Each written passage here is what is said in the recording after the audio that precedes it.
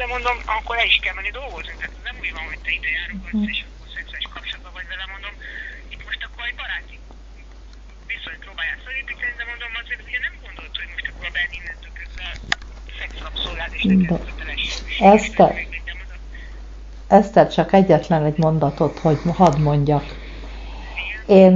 Én nekem fent van a gépemen az a felvétel, ahol a Detté hullarészegen üvölt a Gáborral, és mutatja a tenyerét, hogy eladta a gyereket, meg semmi köze a gyerekhez, meg úgy beszélt vele, mint a kutyával, és ráadásul az, hogy az a gyerek szerintem nem is a Gáboré. De azért hülye nem vagyok. Nem a Gáboré. Na mindegy, nem ez az érdekes. Az az érdekes, hogy ez a szerencsétlen azért valami igaza neki is van. És az, hogy miért verte meg? Azért verte meg, mert ott találta a hitvesi ágyukba egy cigánnyal. Ezért verte meg. Hát ha én befektettem volna az ágyunkba bárkit, az én uram megölt volna. Hát láttál te még olyan birka férfit, aki ilyesmit lenyel? Szóval nehogy azt hitt, hogy a Berni olyan szent lélek. Leissza a Krisztust a feszületről. Jó, meg kell mind hallgatni mind a két felet. Hát persze. Dolgokat meséltek. Én teljesen ledöbbentem, vissza se tudom adni. Én egyik ájúatból a másikba estem, és nem száfolta a Gábor. Tehát nem mondta azt, hogy ez nem igaz. És úgy nagyon normálisan mondták, hogy na Gábor, akkor mondd meg, hogy ez igaz. És akkor elmondták, hogy egyfolytában aludt, akkor reggel 7-kor, amikor hozott a, nem tudom, ez a néni Ágnes, hogy hívják, akkor azt mondta, hogy zavarja a gépzaj, és akkor úgy volt, hogy el kell menni a fáért, akkor egyet hagyta a Bernit elmenni a fáért, leült egy karosszékba, és nézte, hogy a Berni hogy húzza be a fát. Na akkor most elmondok még valamit. Az én kutamról vitte a Gábor kocsival, nagy bandárokba a vizet hozzájuk. Tehát gyalog, kis kocsival vitte innen a kútról a vizet hozzájuk. Ezt se hiszem. Hát gondolod, hogy az olyan könnyű volt a tárnokin a meredeken fölvinni a vizet? De azt mondták, hogy állandóan fogta magát, és elment reggel, azt mondták neki, hogy menjen egy kiló kenyeret venni, és akkor visszajött után félig. Na jó, hát szóval azért én nem védem az unokámat, mert én is tudom, hogy mit csinál, de azért ami igaz, az igaz, mert én adtam a vizet, és ezt be tudom bizonyítani, hogy cipelte a nyomorult. Én attól akadtam ki, mikor kérdeztem, hogy na jó, hát hogy te most a Bernitől akarsz valamit, meg a gyerekkel, meg komolyan valamit, akkor te el fogsz menni dolgozni? Mondom, akkor itt most mindenki előtt mondd meg, hogy te mondjuk például elmennél le a Tesco-ba, vagy bárhova valami állást vállalni, hogy te mint férfi helytáljál, és ne csak az van, hogy te használod a nőt, úgy de jó cuncumókus a gyerek, de pénzt nem adsz le. Mondom, akkor most nyilatkozzál. És akkor azt mondta, hogy hát ő nem kötelesül ilyen munkát csinálni, ő valami más kreatív munkát. Mondom, milyen munkát találtál ott? Nézed az interneten mindig minden nap a munkákat, mondom, milyen kreatív munkát találtál ideig, Gábor? Mondom, az kreatív munkából holnap kéne enni, tehát ideig nem találtál, tehát mondom, ha van valami munka, akkor azt elfogadnád, de hát majd 15 év múlva ő majd valami kreatív munkát, majd akkor ő abból fog eltartani. Mondom, 15 év múlva mégis elég sokat lesz ilyes a gyerek, ez nem így van. És akkor amit mondott így a kislányom, hogy Elenkát, hogy a Gábor, nem tudom, mert a lényeg az volt, hogy azt mondta a Gábor, mikor mondtam, hogy te megvetted volna a pelenkát, vagy valami, és akkor azt mondta, hogy de hát ne, tehát a Berni a nagymamámhoz. A pelenkáját, hát mert a nagymamám adott volna a pelenkát. Hát nem a nagymamának a dolga a pelenkaadás, hát te csináltad azt a gyereket, nem a nagymamát csinálta. No várjál, csak most még egy mondatot hadd mondjak. Kérlek szépen, én azt mondtam, ha ez a gyerek az én dédunokám, akkor én a Szűz Máriát is összeszedem itthonról, a kiságytól kezdve, igenis a pelenkáig, a fürdetőig, a ruhácskákig, mindent megkapott volna tőlem. Kiságyat is előkészítettem, a babakocsit is előkészítettem. El tudsz te képzelni olyan cigányt, aki nem jönne ide, és nem verné rám a kaput, ha az a gyerek az én dédunokám lenne? Hát láttál te még ilyen marhát, mert én nem? Nem az a baj, a Gábor rögtön a nagymamára mutogat, neki el kell menni. Mert én felajánlottam, anyukám. Ez nem normális dolog, hát neki... De én felajánlottam, hogy én mindent, ami kell, odadom a gyereknek, csak csináljanak egy DNS vizsgálatot. A Gábor is. Persze, egyébként nem az övé a gyerek, szerintem sem az övé a gyerek, Hát, de az más kérdés. hát ezért nem jöttek. Megint szeretne nőt, de úgy dolgozni nem akar. Hát mondom, a természet törvénye szerint egy férfit felavattak, amikor már tudott vadászni, el tudta látni a családját, onnantól kezdve hozzányúlhatott egy nőhöz. Addig nem apám. Hát mondom, nem úgy van, hogy te szeretkezel, aztán terbejted a nőt, utána te meg odamész, ahova akarsz, és állandóan a másikra mutogatsz, hogy ez nem csinálja azt, hogy alkoholista, ilyen, olyan, amolyan. Hát mondom, le kell tenni, áldozatot kell hozni, nem az, hogy... Hát mondom, az nem munka, amit az ember szeret csinálni, az passzió, az élvezet. Az, hogy hangfalakat csinálok, meg nem tudom, ezt csinálok, azt csak, az nem Hát munka. ehhez ért. És csak azt szeretik, na mindegy, mondjuk ma szépen pakolt az autóba egy csomó minden, de tényleg sokat alszik, állandóan elfárad, semmitől, és semmit, tulajdonképpen is mégis elfárad, most is délután az autóban, ennek ki kell nekem ugye menni, nem volt nekem kedvem elmenni ma a családhoz egyáltalán. Nem is kellett volna oda, ide kellett volna jönni. Ha ő el akar menni a családjához, menjen el gyalog. Nem, hát egyedül nem akartam hagyni még. De nem, hát ennek nem volt semmi értelme. Volt, úgy kikészített engem a Gáborot, hogy én azt hittem, hogy nem tudom is el. Nem, hát haza kellett volna jönni, nem ráhallgatni. Nem elmenni egy cigánytanyára ott cigánykodni. Nem cigánykodni, normálisak voltak, teljesen szépen beszéltek vele. Na hát én nem hallottam még őket normálisan beszélni, megmondom őszintén. Én most láttam nagyon konkrétan. Hát nem tudom.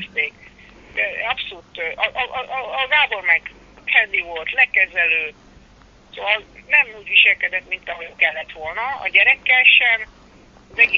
Hát figyelj, de ő se hülye. Most látta életében először azt a gyereket. Azt hiszed, hogy nem vette észre, hogy az nem az ő gyereke? Hát én azon csodálkozom, hogy nem ment neki a feleségének. Én ezen csodálkozom. Hát ha valaki én rám kedi 3 éven keresztül, hogy az én gyerekem, és akkor én végre meglátom, és akkor tudomást szerzek rá, hogy ez nem az enyém, hát agyon is csaptam volna. Én megmondom őszintén. Hát ilyet nem lehet csinálni egy emberrel. Ők tényleg azt hiszik, a gyerek is azt hiszi, hogy ez az apja. Tehát Rácz nem tudom, minek mondja magát a kislány. Hát rendben van, hát, mert törvényes házasok azért. Törvényes házasok ezért. Gondolják, hogy nem. Ez a gyerek a bátyjára hasonlít, és az egy apjuk van. Ha megnézed, én egyetlen egyszer láttam a kislányt fényképen, az interneten, és ugyanakkor én élőben ismerem a bátyját, a gyereket. Na. Úgyhogy én tudom, hogy a 2 gyerek nagyon hasonlít egymásra. Nagyon hasonlítanak. Igen. Gábornak meg kéne nyugodnia, hogy nem az ő gyereke. Igen, hát én hiába mondtam neki, nem hiszi el nekem. Hát én tudom, 8 napos kora óta én nevelem, hát csak megismerem. Gábor is mondta most, hogy ilyen vizsgálatuk kell csinálni, nem tudom, hogy ezt hogy lehet elérni, hogy ingyen megcsinálják, mert ők meg kezdték mondani, hogy hát te meg nem foglalkoztál semmit a gyerekkel idáig, ott a gyereket, és most idejössz 3 év múlva. Nagyon nyugodtan mondták. Ja, nagyon nyugodtan. Mert szégyelték magukat előtted. Ha nem lettél volna ott, nem így beszéltek volna. Nem szégyelték magukat. Úgy mondták, tehát nem az volt, hogy egy ilyen hiszti, hanem egy ilyen szomorúság, hogy nem voltál itt, mikor kinőtt a foga, meg járni. Igen, és tényleg azt hiszik, hogy a gyerek a Gáboré. Én meg azt gondolom, hogy nem. Hát biztos, hogy nem. Hát én megesküdtem első perctől fogva, hogy nem. Minden esetre a Gábor, ha az övé, nem az övé, az nagyon örülne, hogyha Bernikel ágyába visszamászhatná, de hogy dolgozni nem akarna Bernikér, az tud fix. Azért ilyen nőt még kap, mint a Detti. Ilyet kap, különbet is. Akkor is kívánja. Hát kívánja, hát férfi, hát persze, hogy kívánja. De ahhoz meg is kell becsülni egy férfit.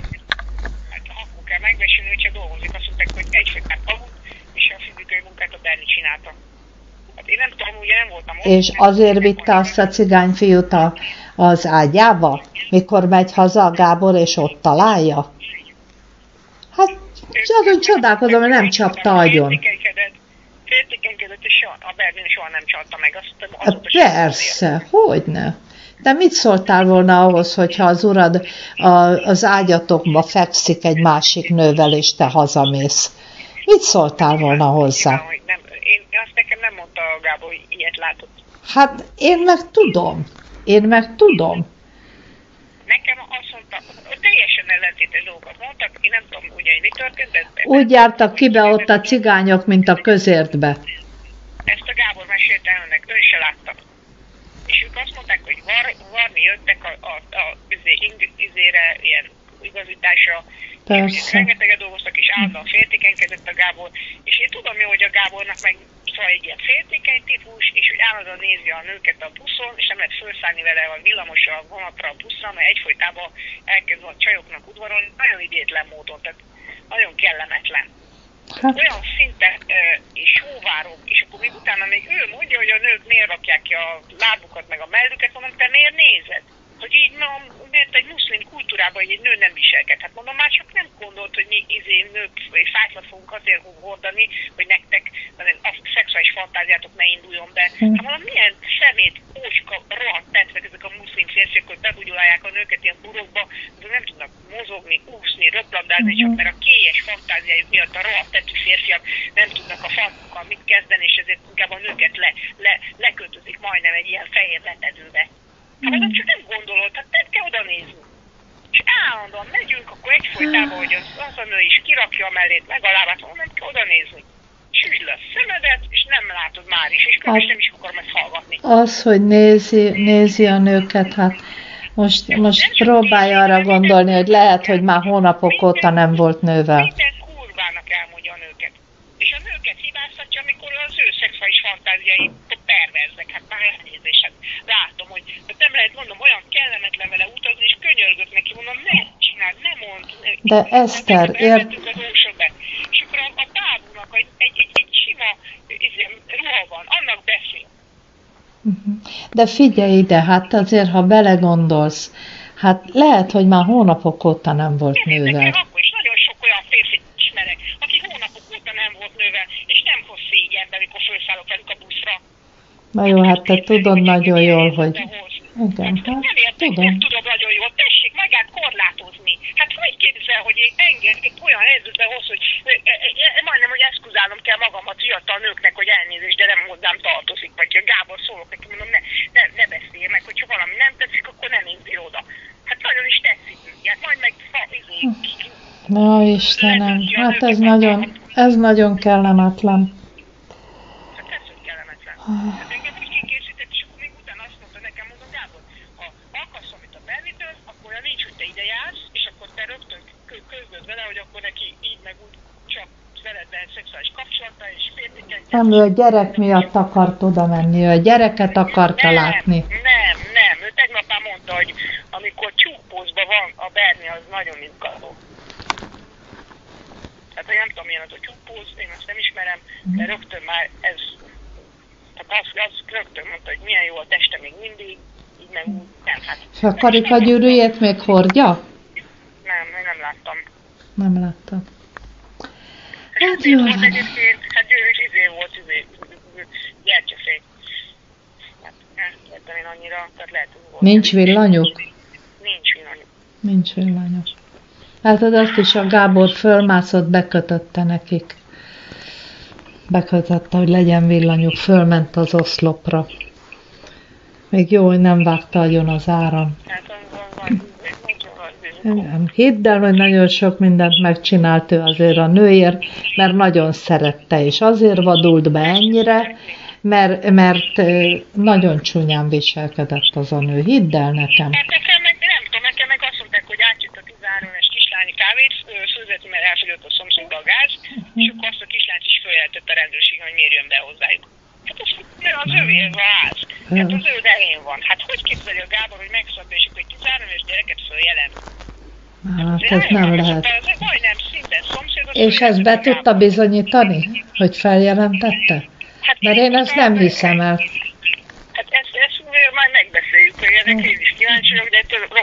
Ezt nem hiszem el. Sok mindent elhiszek, de ezt nem, hogy egy 13 éves kislánytól feljelentsem. Hát sok hülyeséget csinált, de azért ennyire nem aljas. Ezt megfogom, azt mondták, hogy olyan paksamétája van a rendőrségen, hogy így áll torony papír van a rendőrséget. Én nem tudom, hogy mi igaz, meg mi nem igaz nekem, de minden esetre, ahogy viselkedett, én nagyon szépen próbáltam, hogy mondom, Gábor, akkor járj, mi lesz itt a jövő, akkor járjál ide barátkozni, de mondom, ez nem jelenti azt, hogy akkor te Berni zsarolhatod, hogy a feleséged, és akkor csak a tiéd lehet, vagy bármi, meg mondom, pénzt kell keresni, mondom, nem mondom azt, hogy csak szexuális kapcsolatban van egy nővel, akkor dolgozni kell, ez az élet törvénye. Hát igen. Csak nem. Ő azt mondta, hogy a végén még azt mondta nekem, hogy én vagyok lelketlen, érzéketlen. Hát mondom, mint vagyok én, ide jövök, halászfáradtan, a kopom a hátamra úgy hír nekem ez a közvetítés ma, mert olyan erőszakos, hogy egyszerűen ezt nem addig izéli az embert, amit megcsinálni. Haza kellett volna jönni. Haza kellett volna jönni. Hát megőrült, hát már azt mondtam, már itt elindultunk, akkor mondtam, hogy nem megyek. Nem, mondom, hazaviszem az autót anyádnak, és akkor nagymamádnak, és akkor mondta, hogy ő, de meg akkor gyalog kimegy a Bernihez. Na mondom, menjen! A kurva életben mondom, itt már majdnem kiszállt. Hát menjen, hagyni kellett volna, hogy menjen. Hagyni kellett volna, hogy menjen. Akkor nem bírok vele, hát nem, én ezt nem bírom, ezt a szíjés szadizást, ezt a hisztit, amiket ő így csinál,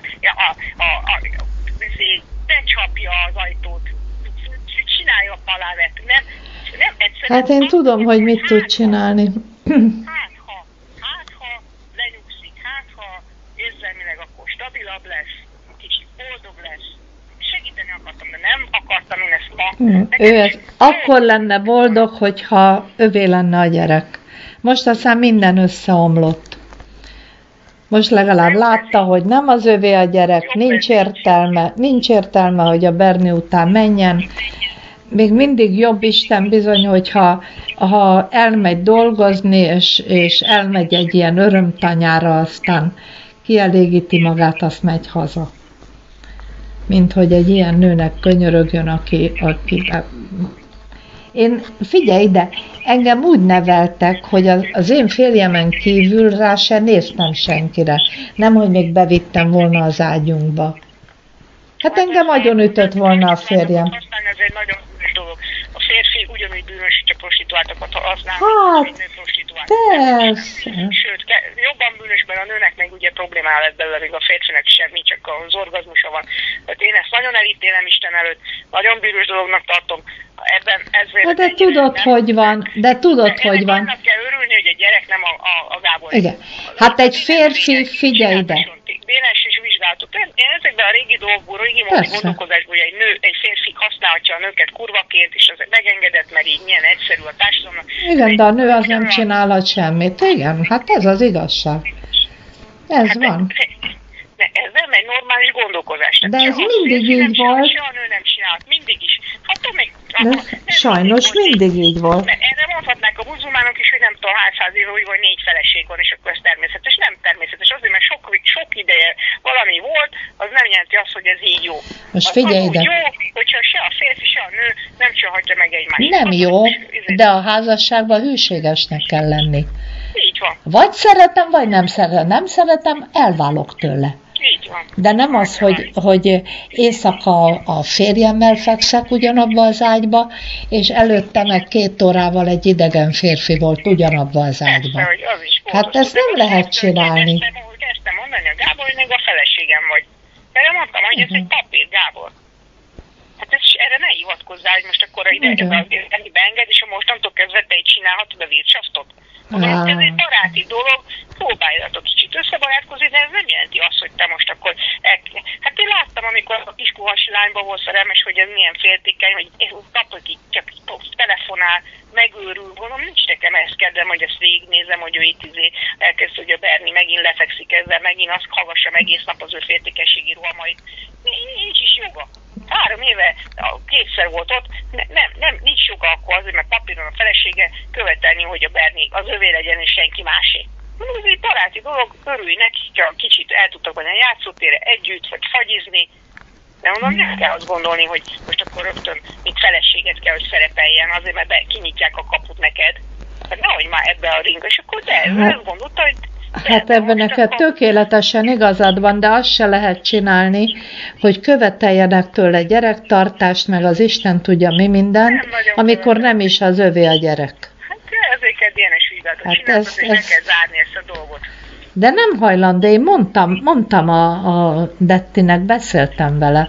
Mondtam, édes csillagom, kifizettem a pénzt, de menjetek el, és csináltassatok egy DNS vizsgálatot.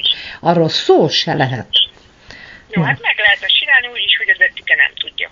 Többet észre, erővel. Hát figyelj, de ha csak egyetlen egy hajszálát meg tudnám szerezni a gyereknek, persze, akkor... meg tudjuk, hát én ebben akartam segíteni. Meg is fogom segíteni, csak velem tiszteletesen beszél, amikor én halálfáradtam oda kimegyek is egy óráig, hogy próbálom egyengetni. Nem szabad ebből beleavatkozni. Nem, hagyd ki magad ebből, mert csak téged idegesítenek fel, és ennek nincs értelme.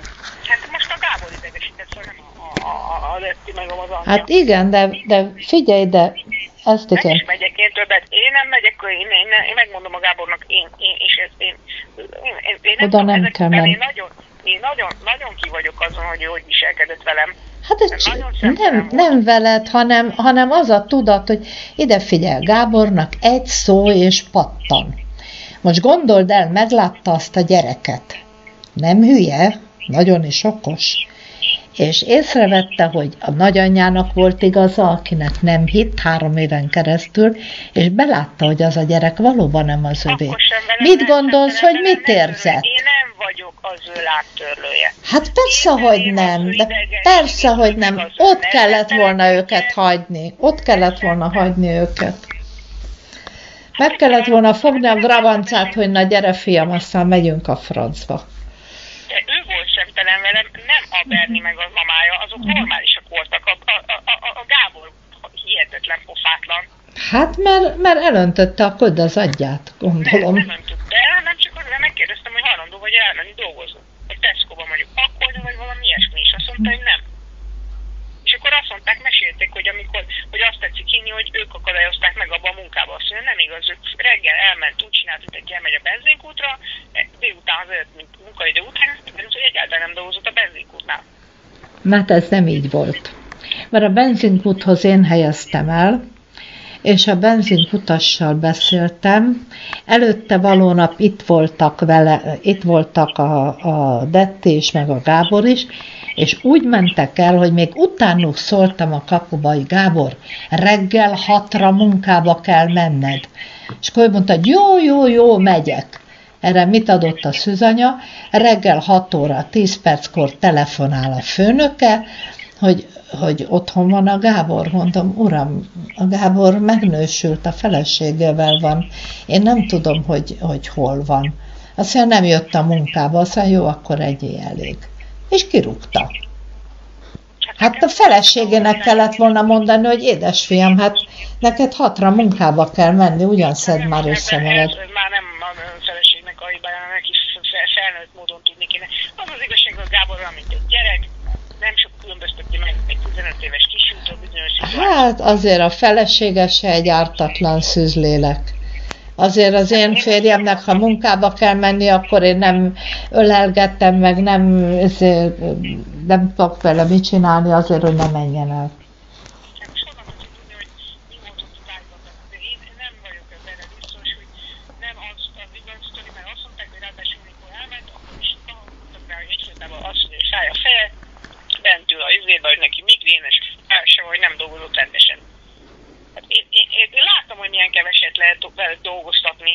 Hát én azt mondtam neki, most csak ez konkrétan az én példám, mondom, figyelj ide Gábor, legyen az, hogy veszek neked egy számítógépet részletre, én most nem tudok neked 70 000 forintot adni, de mondjuk számoljuk úgy, hogy 70 000 forintot fizetek neked, és hogyha te 3 hónapot ledolgozol reggel 8-tól 5-ig, de nincs Facebookozás, meg filmvágás, meg ilyesmi, nem dolgozol itt, a lakásban. Akkor 3 hónap múlva az a gép, amit veszek én 1 év részlet, előfizetése a tiéd, 210 000 forint. Hát te, hogy azt és mondom, ingyen laksz itt, és etetlek. És ez 70 000 forintos fizetés. Aláírsz velem egy szerződést, hogy ezt vállalod, akkor a gép 3 hónap múlva tiéd. Igen, mert ő ezt szereti csinálni, számítógépen dolgozni. De tetszik tudni, mit mondott erre? Igen. Ő a szabadságát ő nem adja föl. Szóval Akkor vessen magára. Nem tudok erre mit mondani. Ugye? És utána magának a pofámba vágta, hogy én egy gyógyszeriparnak nem fog dolgozni. Mondom, az meg. Na, akkor bedurrant az agyam, mondom, szétverem a pofádat, mondom, te mi a faszból lettél szerinted, amikor ma az olivabogyókat megeted meg a sajtot, akkor milyen pénzből zabáltál, te rohadék? Mondom, a gyógyszeripari pénzből dolgoztam, az jó, akkor az én dolgozok, és én mert dolgozok, te engem azt mondod, hogy én egy rohadt szemét vagyok, mert én a gyógyszeriparnak dolgozok, te meg egy szent vagy, aki nem dolgozik? De azért az olivabogyó jó a pofádba? Jaj, Istenem, no, majd beszélgettünk erről még, jó? Jó, ne haragudj le. Tessék befogadni, mert meg ne hagyjon. Én nem. Tovább menni, mert annyira föl tud készíteni, hogy én nem akarok, hogy itt véres verekedések. Te tudod, hogy én nem...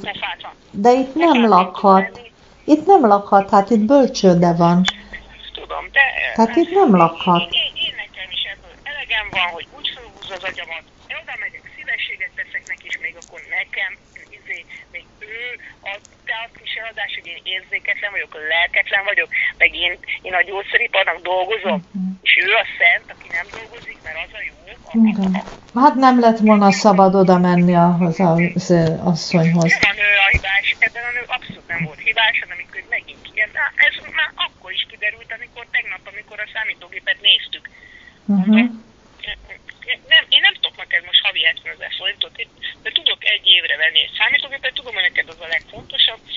Mondom, 210 000 forint körül a számítógép, és akkor megbeszéljük, hogy de hát tud ő magának csinálni számítógépet. Nem tud. És egyáltalán, tehát ha valakinek ekkora szerencséje van, hogy a segély alá raknak egy lakást, ahol van fűtés, ahol van áram, ahol mindenhova viszem, szórakozik, politizálhat, filmezhet, stb. Csak annyit kell neki reggel 8-tól 5-ig, nem papírokat kell beszkennelni, kicsit elmenni patront venni, tehát tudni, ilyen róti-foti munka. És ezért kap 70 000 forintot, meg ennivalót, meg meleget, meg folyatja a meleg vizet, órákig zuhanyozik az összes samponomat, vagy mi, hogy hívják ilyen fürdős vizet, napi 1 órát zuhanyozik. Ismerős. Ugye? Tehát azért álljon meg amellett, hogy el se kell menni egy gyárba neki dolgozni. Nem kell semmilyen munkaszerződés, csak be kell vállalni, hogy nem Facebookozok, meg nem filmet vágok. Hát, hogyha ez nem tetszik valakinek, akkor keressen magának akármit. Nem érdekel. Hát igen, előbb-utóbb rá lesz kényszerülve, hogy megoldja a kis életét, mert ez így nem megy. Én tegnap például olyan rosszul voltam éjjel, hogy majdnem ott tartottam, ha nincs itt a kisgyerek velem egy fedél alatt, akkor kihívtam volna a mentőket, mert nem kaptam levegőt, úgy éreztem, mintha egy elefánt ült volna a mellemen, mert ez az időjárás is kikészít, meg hát én is ideges vagyok a Gábor miatt, tehát nekem sem mindegy. És hidd el, nem ilyennek neveltem. Nekem minden gyerekem normális, éppeszű, és... Benne van az ördög. Hát benne van ma, megint annyira... De hát olyan okos, értelmes. De kényelmes. Ő nem szeret dolgozni, hát dolgozol más. Ő azt szereti, hogy hangfalakat épít, meg nem tudom, filmet vág, meg szóval művészi életet él. Elmegyek vele, most csak egy példát mondok. Bemegyünk a Mori Zsigmond körtére, mert elküldtem patromért pénteken, és nem jót vett. Én nem toltam, mert nem tettet róla. Hát jó, mondom, akkor veszünk egy másikat, hogy nem tudok nyomtatni. És az kell a munkámhoz. Lemegyek szombaton, hogy most már el ne roncsa, most már olyat vegyünk, amit akarok, lemegyek, nehogy még egyszer elroncsak. És akkor bemegyek, mondom, nézd, itt van egy fabolt, hogyha egyszer elküldenek valami fájra, akkor itt kell vásárolni. Fordulok be a faboltba, ő meg szalad át az utca másik oldalára. Mondom, hova mész, Gábor? Hallom, hogy ott valaki hegedül. Fölfogta, majd ezen leesett. Szóval már nem is válaszolt róla, mint egy őrült, hogy megy oda a hegedűművészhez. És akkor leült, és hallgatta, és ott de az, hogy közben én meg csináltattam egy kulcsot, hogy neki is legyen, de fél óra múlva is még csak a hegedű művésze beszélgetett, mert ugye a zene. Ja. Semmi gyakorlatilag hozzáállás, hogy akkor segít, hogy nem tudom, ezt kell venni, vagy azt kell venni. Hát én is mondtam, menjen el zongorázni. Hát menjen el zongorázni. Hát elmenne mit tudom én, Bécsbe, elmenne egy szórakozó helyre, és megélne. Hát nem egy ember... Hát a Gábor hangversenyszinten zongorázik. Hát gyönyörűen játszik. Te nem hallottad még játszani? Nem soha. Gyönyörűen játszik. Csodálatos. Mert olyan hallása, hogy fantasztikus. Csodálatosan szép. Hát a Bach, G-moll, toccata és fugát gyönyörűen játsza. Elhiszem. Hát itt volt... Ezt csinálja akkor. Hát én is ezt mondtam neki, hogy menjen zongorázni. 13 évig tanítattam zongorázni. 13 év alatt olyan gyönyörűen megtanult, hogy fantasztikus. Hát mondom, a Bach, G-moll, toccata és fugát úgy játszotta, hogy itt jött egy anyuka a gyerekéért, és az én szobámban van a zongora, illetve a pianino, és kérdezte az anyuka, hogy honnan vettem ezt a lemezt, mert ez a mű nincs meg zongorára. És akkor mondtam, hogy gyere, megmutatom. És akkor halkan oda mentünk, kinyitottam a szobám ajtaját, mondom, nézd meg, ott ül az unokám, és ott van a lemez. És ott játszott. És el volt ájulva az anyuka, hogy milyen gyönyörűen játszik. Hát, hogy miért nem zongorázik, akkor én ezt nem értem. Hát azért most nem tud gyakorolni. De most hol van a zongora? Hát itthon, én nálam. Tehát itt nem lakhat. Itt nem lakhat, mert itt hajnalban már hozzák gyerekeket, már 4-8-kor itt van az első gyerek. Igen, de nem lehet az, hogy most a nagymama élete végéig biztosítsa neki a melegételt, a meleg... Hát ez eddig így van. És akkor ő meg itt most hisztizik és nem megy el, akkor tessék egy kicsit elmenni a Tesco-ba este meg gyakorolni. Hát az embernek kompromisszumot kell kötni, nem lehet, hogy csak azt csinálom, amit szeretek. Meg hát imád szerelni, tudod? Imádja a számítógép szerelést, és meg tudja csinálni, mert erről egyetlen egy példa, nem is olyan nagyon régen. Körülbelül 2 hónappal ezelőtt 3 gépből csinált egyet. De olyat itthon, az én gépemet, meg hozott a barátjától, mit tudom én, milyen gépet, meg a régi gépből, 3 gépből csinált nekem olyat, hogy azt hittem, hogy elájulok a gyönyörűségtől. Végül visszaszereltettem vele az egészet, mert nem, ahogy beléptem a gépbe, csodálatosan jó volt, gyors volt, minden rajta volt, és belépek a gépbe, és nem az én nevem jelenik meg, hanem az övé. Mondom, hát ezt ne csináld. Hát Isten őriz, ide jön a rendőrség, meglátja, hogy ezen a számítógépen te vagy, akkor ezt a gépet is elviszik tőlem. És akkor bepröccent, és mondtam neki, most szedd szét, légy szíves, mert nekem a gépemre szükségem van, és vissza meg is csinálta. Tehát nagyon ért hozzá, nagyon tudja. Nagyon okos, nagyon okos. Szóval okos is, értelmes is, hát jó, nem tudom. Az én lelkemen megállom, amikor én az utolsó lehetemben. Én már itt a sarkon, már majdnem, mondtam, hogy figyelj Gábor, én csak azért megyek ki a feleségedhez, mert annyira akarod. Én nekem ez nagyon nem jó, nekem éjszaka dolgoznom kéne. Legszesen meg kivinném, odaadnám az autót nagymamának, és vissza, kész. Nekem. Hát haza kellett volna hozni. Megígérted, Eszter, megígérted, jó mondom, megígértem, de nekem ez nagyon nagy terv. Nem szabad oda menni. Szívvel, lélekkel, ők nem voltak szemtelenek, a Gábor volt szemtelen, és még belém rugott szavakkal. Hát én ezt nem fogom hagyni. Majd kiderül, hogy ő nem akar elmenni dolgozni. Hát nem akar. Hát ezt felajánlom neki, hogy havi 70 000 forint érték. És neked nem dolgozott semmit? Nem segített neked semmit? De rengeteget pihen közben. Csinálja, de utána nagyon sokat kell neki aludnia. Tehát azért, ha reggel 15 felébresztem, akkor olyan nyugos, hogy inkább meg se kísérlem már. Jaj, édes jó is. Úgy csinálja, hogy hogy az egy kis tehát amikor jövök így hirtelen, hogy a géphez, akkor látom, hogy Facebookozik, tehát azért akkor pár gyorsan becsukja, ne lássam, de hát, hogyha gyors vagyok, akkor látom. Tehát azért látom, hogy tehát ez egy ökvenyelős, hogy csinálom, de azért próbálok közben szórakozni. Tehát... De nem szórakozik ő, hanem ezeket a riportokat csinálja. Legalábbis itthon én ezt láttam. Hát, de filmet is néz. Ilyeneket csinál, hogy egyszer csak bekapcsol egy hülye filmet. Mondom, arra, hogy Gábor, hát bocsáss már meg, hát azért kérdezd meg, hogy én akarom-e hallgatni. Hát ezek a hanghullámok, ezek a fülembe elérnek.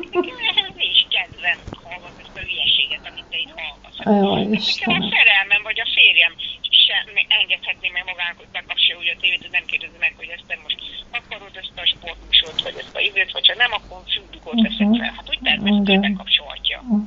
De hát, hogy rám erőlteti azt, hogy hülye filmét, amin ott vilók, meg minden, nincs kedvem. Hát más van az agyamban. Ők felelőtte, neki nincs az, hogy arra gondol, hogy holnap ez a baj, azt kell megoldani, amazt kell megoldani. És akkor, mit tudom én, bemászik az ágyamba, és leveszi a tükröt innen a füzét, a falról, hazajövök, keresem a tükröt, mondom, nincsen tükröt a szobámban. Egyszer csak megálltam a konyhába. És akkor mondom neki, Gábor, te mit csinálod az én tükrömmel? Azt mondja, hogy tudom, keresztül másztál az én ágyamon. Hát mondtam, jó, hogy már meg nem tudsz. Hát ne arra, hogy az ágy az egy szféra. Hát úgy közeletes, hogy hát tudd el, akkor legalább csillog vissza a tükröt, mire megérkezem, addigra legyen visszakosz, hogy észre ne legyen.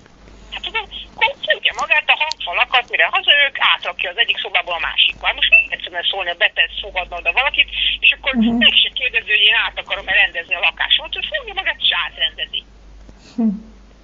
Hát ez az, amit nem szabad megengedni, nem neki, senkinek. Senkinek. Hát senkinek. Nem ismeri a határokat. Tehát ez ember... Én nem azért fogadtam be, mert én annyira vágyom arra, hogy ő itt legyen, hanem azért, mert megsajnáltam. Hát most szétverték a pofáját, most hagyj megdöglenni az utcán. De az megjegyzi azt, hogy utána bemászhat az ágyamba, levett a tükröt, azt elústa visszavinni, legalább ugye csinálna, hogy mintha nem történt volna semmi. Mondom, nem tudom, egy csomó tükrös van, nem kicsit pénztél volna körbe, ugye a haját vágta. És akkor de, hát jó, hogy már meg nem tudsz, mert neked éppen az a kedved van, hogy bemászoltál. Nem, hát azért egy tisztelt téged. Én tudom, hogy tisztelt téged. Nem ásszom be. Hát keresztül. Befeküdt az ágyadba? Hát ahhoz, hogy ez a tükörhöz eljusson, ahhoz csak úgy lehet, hogy végig gyalogol az ágyadba. Fölmászott az ágy tetejére. Végig. Jaj, Istenem, ezt igen. Nem az ő szférája. Elmegyek a lakásba, és akkor bemászik az ágyamba. Hát álljon már meg a menet. Erőtünk, mi halat vág. Marra jó. Ne haragudj, kedves, de muszáj lefeküdnöm, mert 5:30 kelek, és én éjjel olyan nagyon rosszul voltam, 1 órát nem aludtam. Látom, mert nem tartja fulladni, ez súlyos volt. Hát én rettenetesen fulladok. Éjjel én azt hittem meghalok. Úgyhogy most muszáj lefeküdnöm, mert nem bírom. Jó, hát tessék befogadni, megérkezni. Nagyon sajnálom. Amikor összevesztünk, mondom, és beeltök a nagyanyámhoz, nem egyszer mondtam neki. És ő ment a maga feje után, még a kabátjait emettek ki az autóból. Hát könyörögni már nem fogok neki, hogy drága Gábor, amit térden állva kérlek szépen, gyere vissza. Ó, Istenem. Jó, majd lesz velünk valami. Én hála Istennek annak örülök, hogy nem sokáig kell ezt a cirkuszt csinálnom, mert ha ez így megy tovább, akkor én 1-2 hónap, és már azt hiszem, hogy túl leszek árkombokron, mert én ezt nem bírom, se idegileg, se testileg, se lelkileg, se fizikailag. Én azért mégiscsak 76 éves leszek nem soká, és dolgozom reggel, 5:30 kelek, és itt tudod, mit jelent 7 apró gyerekre vigyázni? Iszonyatos meló. Hát, nekem még a hátam közepén is szemnek kell lenni, hogy nehogy az a kisbaba megsérüljön. És akkor ráadásul az én lányom is ugye idehozta a 2,5 éves lányát, mert nem tudott vele mit csinálni, mert neki meg a leukémiás kisfiával kellett kórházba lennie. Éjjel-nappal. Hát mit tehettem? Ide fogadtam a gyereket, hát mégiscsak az unokám. Rettenetes munka. a 7 kisgyerekre. Én meg nem bírnám. Én 50 évesen nem bírnám. Én hidd el, hogy belefáradtam, én mindent megtettem, úgy érzem, amit kell. Nem tudok vele mit csinálni, nagyon sajnálom őt, de hát látod, még ezt se akart elhinni, hogy az a gyerek nem az övé. Hát legalább most látta. Most már legalább nem hallom többet azt, hogy az ő kislánya. Hát jó éjszakát kívánok, és akkor holnap nagyon várlak, jó? Mentsd el, vagy mondom a számomat, a városit is fel tudod írni? De most ezt elmentem. Ja, jól van, akkor mentsd el. Jól van.